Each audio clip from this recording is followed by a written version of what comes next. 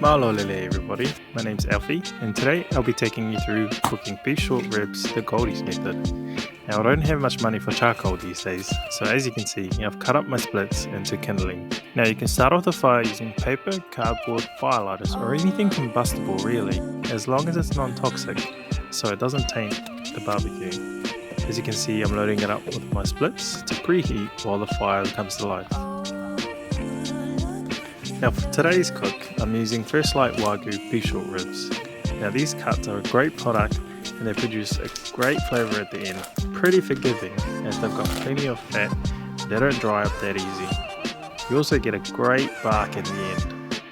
First I rinse the meat under some warm water. Not only does it cleanse it, but it also opens up the pores, ready for seasoning. After a light hit of pepper, I salted it with the star of the show. Now I put this on heavy and I let it sit while I sorted out the pit temperatures to around 225 degrees Fahrenheit. Now the pit was looking great and it was time to load up the ribs. The temperature was sitting steady and on they went. Next I make adjustments to the damper and the firebox to create heavy smoke.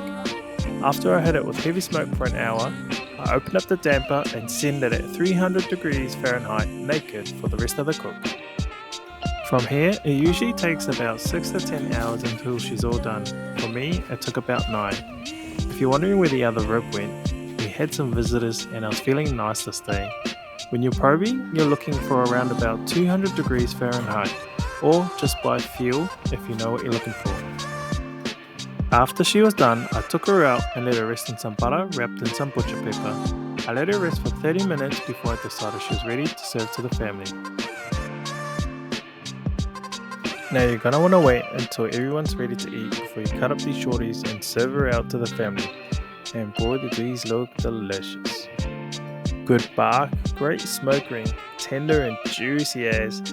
Man does this have a lot of flavour, and she was delicious.